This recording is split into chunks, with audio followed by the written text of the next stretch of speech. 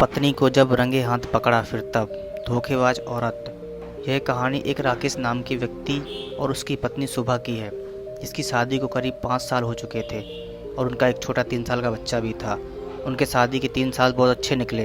राकेश और उसकी पत्नी अपनी ज़िंदगी में बहुत खुश थे। शाम को जब राकेश अपने काम से घर लौटता था तो उसकी बीवी उसके साथ बैठकर खूब बातें करती थी, जो कि उसे बहुत अच्छा लगता था। शादी से पहले वह एक प्राइवेट कंपनी में नौकरी करती थी। शादी के 2 साल बाद उसने अपनी नौकरी दोबारा करने के लिए कहा।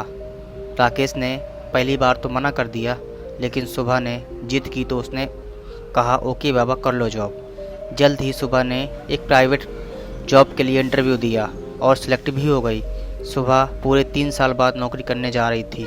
वह बहुत खुश थी। अब उसकी ज़िंदगी काफ़ी अच्छी हो गई थी। घर का खर्चा अच्छे से निकल जाता था।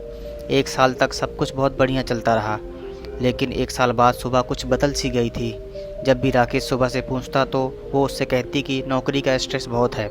उसने सुबह को 1-2 बार जॉब छोड़ने के लिए भी कहा, लेकिन उसने मना कर दिया। एक रात करीबन 11:30 बजे जब राकेश की नींद खुली तो उसने देखा सुबह अपने मोबाइल में कुछ कर रही थी। उसने सुबह से कहा इतनी रात को क्या कर रही हो, तो वह हड़बड़ाहट में कहने लगी कि नींद नहीं आ रही थी, इसलिए फेसबुक चला रही थी।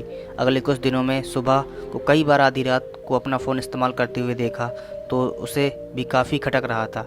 एक सुबह जब सुबह नहा रही थी तो उसने उसका फ़ोन चेक करने की सोची। जब उसने उसका फेसबुक अकाउंट खोला तो वह हैरान हो गया।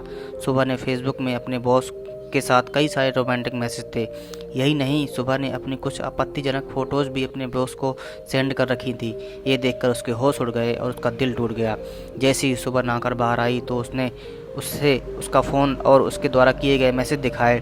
उसका गुस्सा देखकर सुबह घबरा गई। उसने सुबह से इस बेवफाई का कारण पूछा तो वो कुछ नहीं बोली। कुछ देर मौन रहने के बाद सुबह ने उससे कहा, राकेश तुम चाहे पूरी उम्र जितना भी काम कर लो उतना नहीं कमा सकते जितना रमेश उसका बॉस कमाता है। और उसने राकेश से कहा मेरी भी कुछ इच्छाएं हैं, मैं भी ज़िंदगी में सुख चाहती हूँ और इसलिए मुझे अपने बॉस एक परफेक्ट हस्बैंड लगते हैं, जो कि मेरी हर तरह की ज़रूरतों को पूरा कर सकता है।